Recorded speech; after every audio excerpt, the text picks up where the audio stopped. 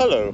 One always welcomes a chance encounter, and I found myself suddenly being taken to Satchmo's in Rugby, which is on the site, oddly, of my old bank, the RBS, which is no longer here, and it makes banking almost impossible in Rugby. In fact, both banks that I've dealt with were closed down here, and nobody seems to take responsibility for looking after their money. And if you go to the post office, you don't know what's happening, if you can find a post office that actually works. Now, to get on to the subject is Prince Harry. And normally with Prince Harry, I ooze enthusiasm, and today I don't. Because today Harry seems to have been a bit of a naughty boy, or rather the people that he's relying on seem to have been unreliable and inefficient, because he's been pursued for the Archewell Foundation by the Attorney General in California for being delinquent. His Archewell Foundation has not filed the right paperwork or registration fees. And the problem with a foundation or with a charity or with whatever you want to call it, it has to be above suspicion, like Caesar's wife. And it has to fairly and fully issue its annual reports, which I don't believe it has.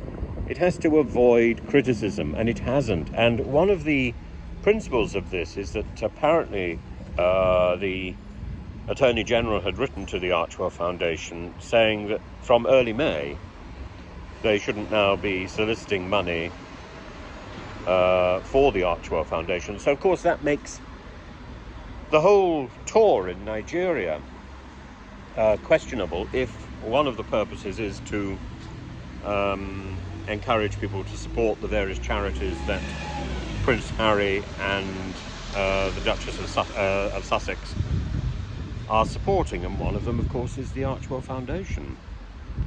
I'm sure there's a perfectly reasonable explanation, but it's foolish to have bureaucrats who are supposed to do their job who don't do their job.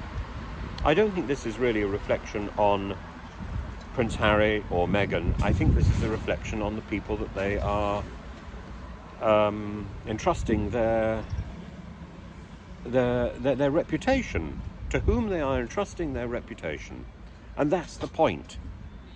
Their reputation is everything, and is already being poked and prodded by the likes of GB News and the whole host of individuals in Britain, headed by people like Dan Wootton and Lady C.